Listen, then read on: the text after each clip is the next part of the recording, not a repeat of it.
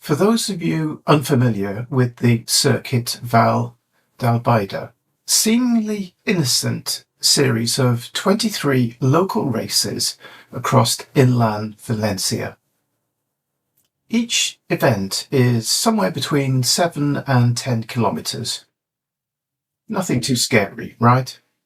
And for a seasoned, long-distance runner like myself, you'd think this would be a casual jog in the park.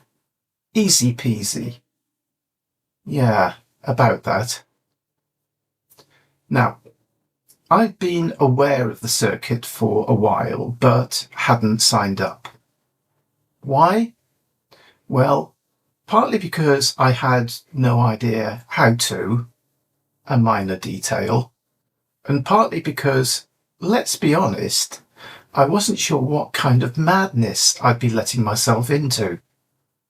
But then came along my Spanish colleague Veronica, who, as it turns out, is an incredible runner, competitive, oh my god, understatement of the year. And she suggested I might like to give the circuit a try. Gracias, Veronica. My first recently organised run wasn't even an official circuit event. It was the Font Roger hill climb, where we were absolutely drenched thanks to some truly apocalyptic weather. So our first actual circuit run in El Palomar would be a nice, dry, scenic night run, right? No, it would not.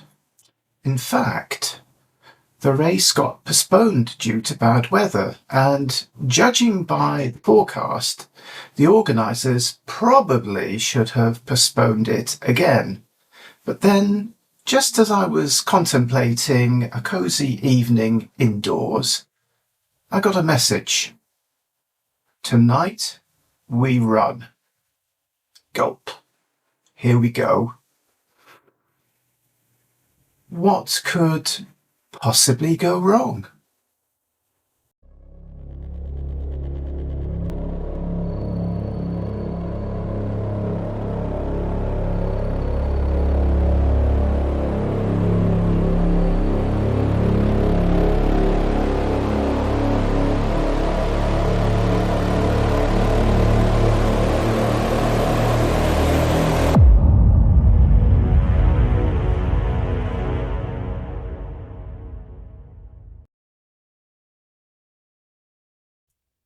So there I am in El Palomar, standing in the pouring rain, trying to find the race start, and was starting to seriously think, what the heck am I doing here? This, I told myself, is exactly why I had hesitated to sign up to the Circuit d'Albaida in the first place. Of course, that wasn't entirely true. There were plenty of other good reasons, but in that moment, drenched and shivering, none seemed quite as relevant as the immediate reality of racing in a downpour. All the other runners, apparently, as always, were buzzing with enthusiasm. I was silently occupying the opposite end of the eagerness spectrum. It was great to see a familiar face from the Font Roger run and to meet some friends who would be joining for a post-race meal. More on that later. Eventually the race started, winding through the slick streets of El Palomar. The roads were wet, the ground slippy, and I had a creeping suspicion that my choice of footwear, trail shoes with chunky knobs for those promised muddy sections, might not have been the wisest. Position at the beginning?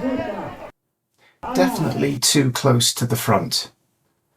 Cue that sinking feeling when everybody else runs away from you and you feel like the race is unofficial tail end Charlie. Of course, it wasn't actually the case, but it certainly felt like that for a while.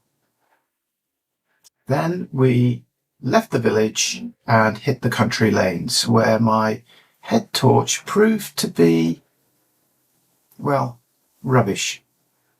It barely lit up the puddles, let alone the lakes and rivers that were optimistically called lanes.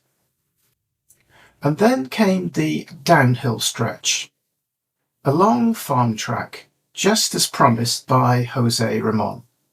And what a moment! I could see other runners struggling in the mud, slipping and sliding all over the place, but not me. My Zaccone endorphin rifts were in their element, and for once in my life, I was completely unstoppable.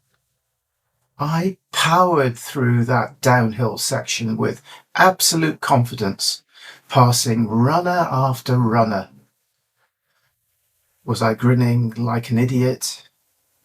Yeah, you bet. Thank goodness it was pitch black and nobody else could see me. Did I feel like a trail running superhero? Yeah, of course. Reality caught up with me soon enough.